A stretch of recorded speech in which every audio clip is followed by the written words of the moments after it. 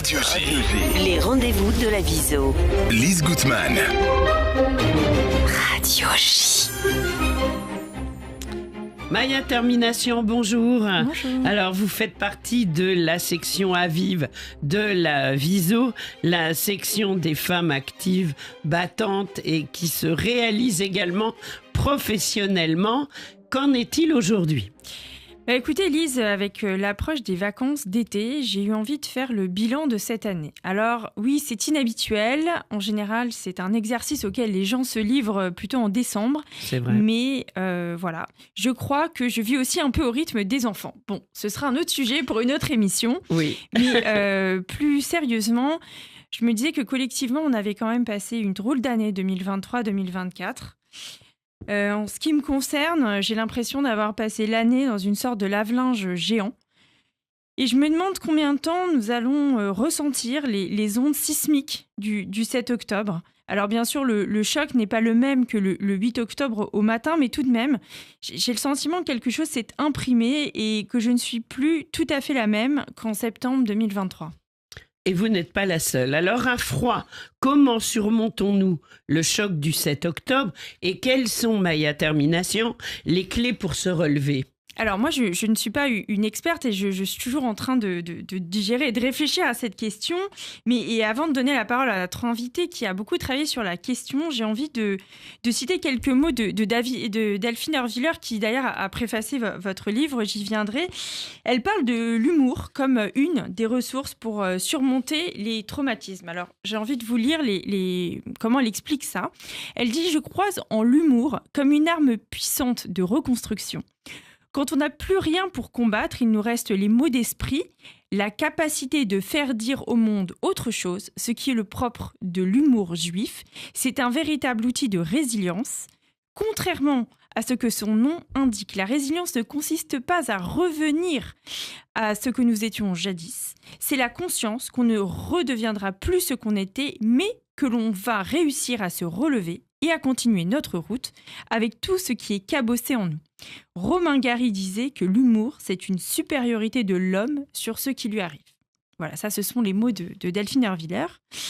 Alors, comment se reconstruire après un traumatisme ? C'est ce que je disais tout à l'heure, c'est la question qui est au cœur du travail de Noémie Silberg que nous recevons aujourd'hui.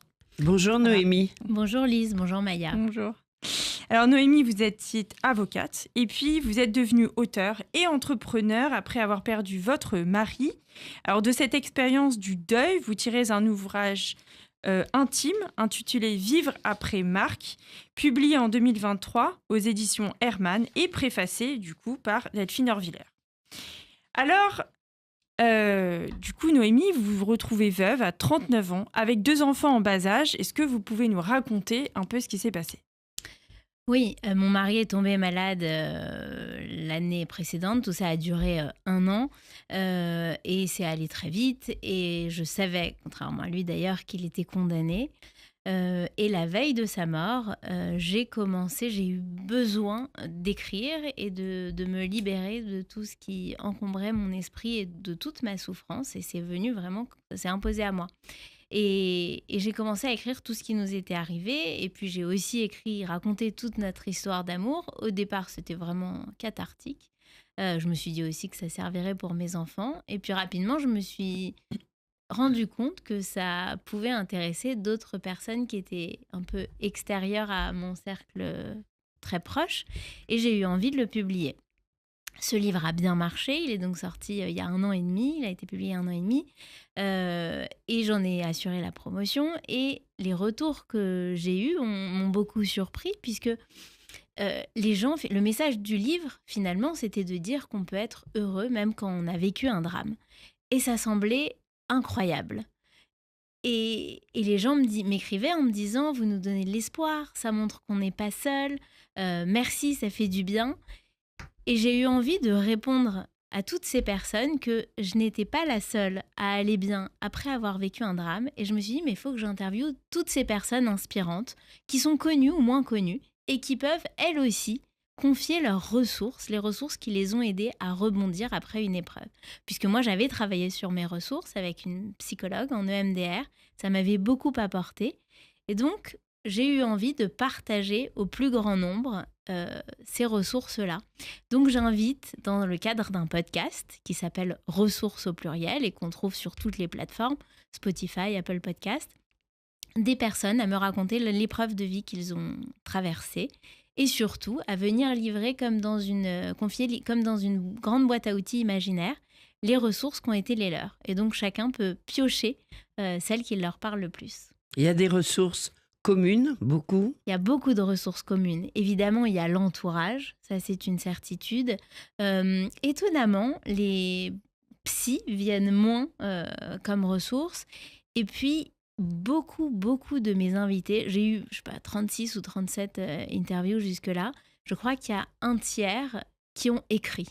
Alors, il y a des gens connus, hein, évidemment, mais c'est quand même, pour moi en tout cas, ça a été la meilleure thérapie du monde. Et je pense qu'on peut... Enfin, j'invite toute personne qui a envie d'écrire à le faire, à oser le faire, puisque on n'a pas besoin de savoir écrire pour écrire, on n'est pas obligé d'écrire pour publier. Mais en tout cas, c'est quelque chose qui fait beaucoup de bien et qui permet de faire un pas de côté, comme me l'a dit Perla Servan-Schreiber, justement, dans une interview, et de mettre en fait une distance avec ce qui nous est arrivé. En tout cas, moi, ça m'a vraiment été d'une aide extraordinaire. Alors, on a l'impression, quand on lit votre témoignage, justement, que c'est l'écriture qui vous a aidé à vivre après votre mari. Et vous faites partie, donc, de cette catégorie. Tout à fait. Vraiment, que ce soit le travail que j'ai fait en EMDR, mais surtout Rappelez-nous en quoi. Le MDR, c'est des lettres qui signifient Eyes Movement. En fait, le MDR permet de digérer des traumatismes qui n'ont pas été digérés par des mouvements oculaires. Voilà, tout simplement. Donc, c'est assez efficace puisqu'en quelques séances seulement, on peut apprendre à vivre, c'est ce que vous disiez quand vous citiez Delphine Orviller, avec son drame, à cohabiter en fait avec son drame, c'est quand un événement n'a pas été digéré. Alors donc vous avez identifié des ressources, vous en parlez dans votre podcast, mais vous faites aussi des conférences. Alors est-ce que vous pouvez nous expliquer un peu de quoi il s'agit et à qui vous vous adressez dans ces conférences ? Oui, les conférences sont venues de ces podcasts finalement, puisque j'ai interviewé notamment des chefs d'entreprise qui me disaient mais c'est vraiment important, et je me suis rendu compte à quel point la résilience, la santé mentale était un sujet d'entreprise, que c'est un véritable fléau silencieux comme ils le disent, et que ça a des répercussions au quotidien sur les collaborateurs, puisque aujourd'hui aucun salarié ne vient travailler dans l'entreprise en laissant ses failles à la maison. Ça n'existe pas. On a des problèmes de fertilité, on a des problèmes de divorce, on a des problèmes avec les enfants, d'harcèlement, on a chacun nos propres problèmes et ils nous suivent où qu'on aille. Et donc, si on n'est pas accompagné un minimum, au moins soutenu par l'entreprise, il y a un problème. Et ça provoque des longs arrêts de travail, ça fait qu'on a une productivité moins importante. Et c'est la raison pour laquelle les entreprises ont autant envie, plus ou moins, en fonction des unes ou des autres, d'aider et de soutenir, d'accompagner leurs collaborateurs au quotidien en leur montrant qu'ils sont là et qu'eux-mêmes, ces sociétés sont une ressource en mettant en place de telles initiatives pour leurs collaborateurs. Et les retours sont formidables. Alors souvent, c'est des gens évidemment qui sont concernés par une épreuve qui viennent, mais en tout cas, c'est très apprécié par les salariés dans leur entreprise. D'accord. Je pense qu'on avait eu cet échange lorsque je vous avais contacté. C'est vrai que moi, je trouve en même temps que c'est une bonne chose, et c'est vrai que ça prend tout son sens dans le cadre de la responsabilité sociale des entreprises. Après, je me suis juste posé la question de me dire, est-ce que c'est pas une grosse responsabilité pour l'entreprise, en fait, qui sort un peu de son périmètre voilà, qui doit du coup... Parce qu'à contrario, on pourrait dire, une entreprise qui ne fait pas ce travail, est-ce que c'est une entreprise qui ne se soucie pas de ses collaborateurs, qui les laisse tomber? Enfin, je sais pas, ça m'a posé question, je sais pas ce que vous en pensez, mais... Ça fait partie de toute façon aujourd'hui des obligations de l'entreprise de façon un peu plus large dans le cadre justement de cette responsabilité RSE dont vous parliez. Et enfin... c'est vraiment montrer qu'on se soucie du bien-être des collaborateurs, de la qualité de vie au travail. Tout ça sont des notions qui sont prégnantes aujourd'hui dans la vie d'une société. Donc, je crois que c'est une bonne initiative. Oui, je pense aussi que c'est une bonne initiative, mais c'est vrai que je me demandais à quel point ça a changé finalement le rôle de l'entreprise. En fait, ce que je fais aussi dans le cadre de cette conférence, c'est que je fais un pont justement avec tout ce qui est mis en place par l'entreprise. D'accord. Et souvent, on a par exemple une ligne téléphonique permanente Oui. en cas de difficulté.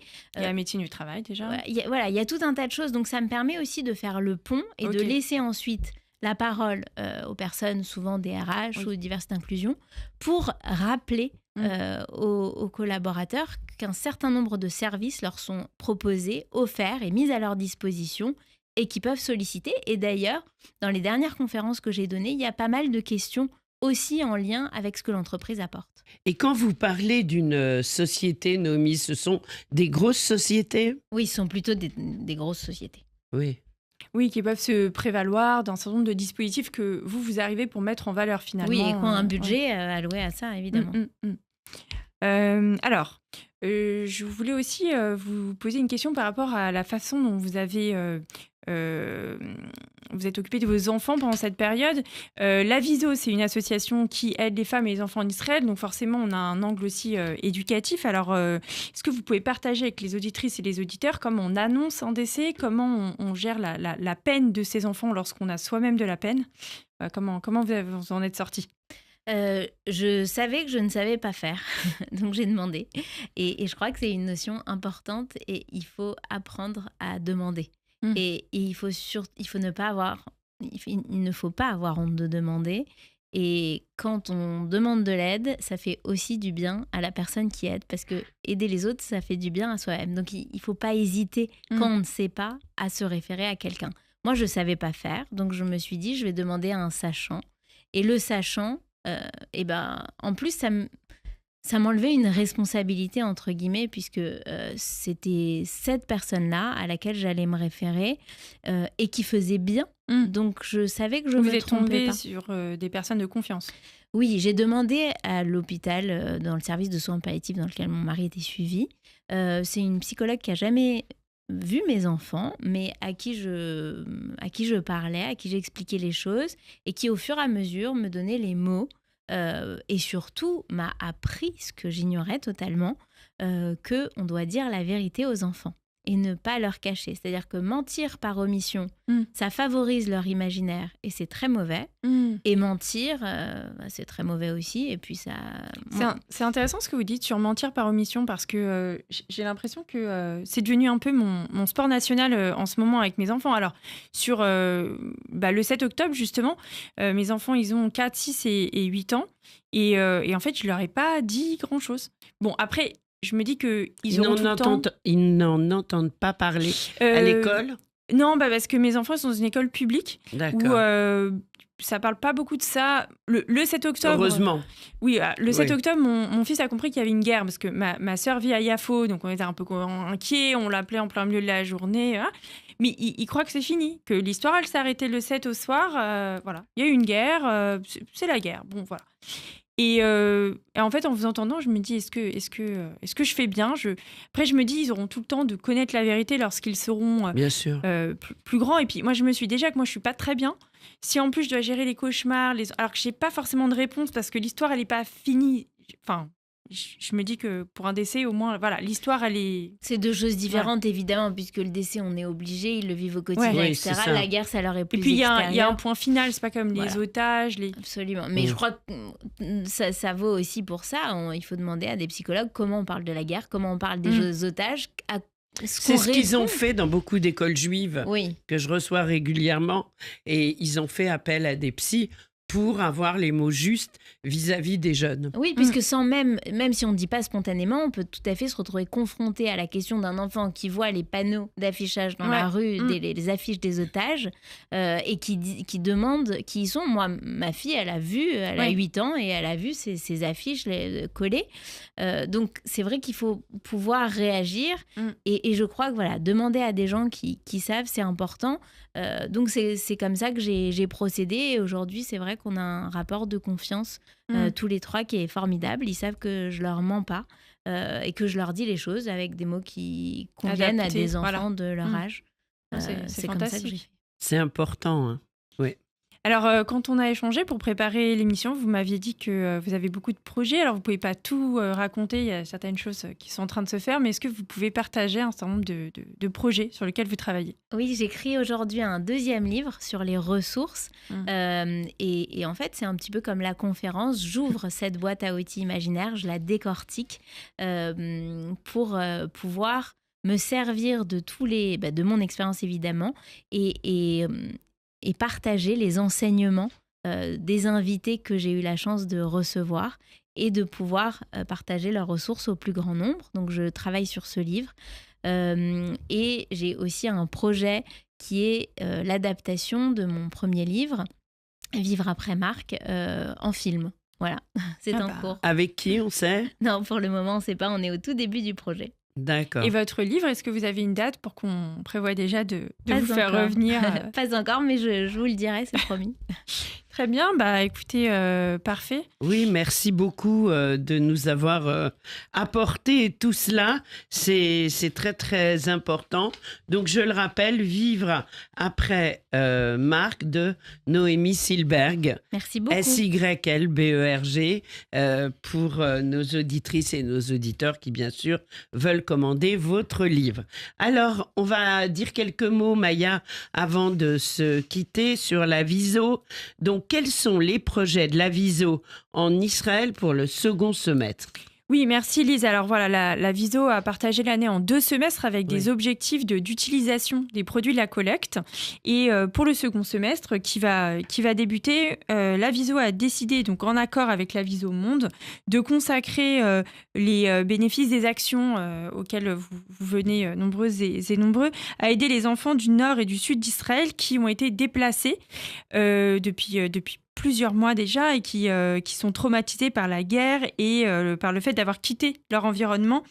Les équipes des crèches et des écoles de la Viso racontent qu'il y a des impacts physiques et psychologiques très importants. Ils nous ont parlé d'énurésie, de crise de panique, de difficultés à laisser les parents aller travailler.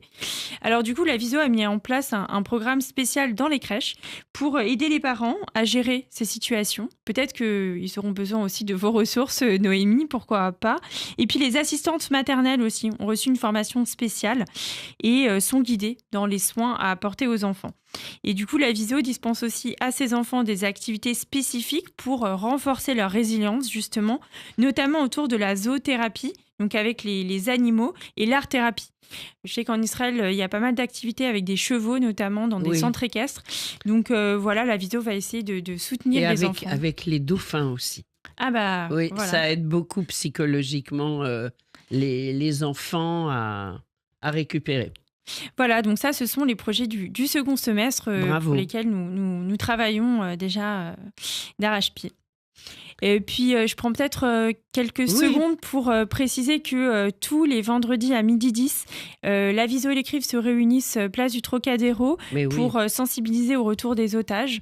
Voilà, rappeler aussi qui ils sont, raconter leur histoire et pour ne pas les oublier, faire notre part du travail à notre place jusqu'à ce qu'ils retrouvent leur famille. Et ça continue tout l'été? Oui, tout l'été, à 12h10, sauf s'il y a un miracle Trocadéro. et que les otages sont libérés, bien entendu. Voilà. Ce qu'on espère toutes et tous. Merci beaucoup à toutes les deux. Merci Maya Termination.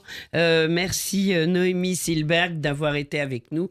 Et quand vous le souhaitez, pour la suite de votre actualité sur Radio J. Au revoir, merci. Au revoir. Merci beaucoup.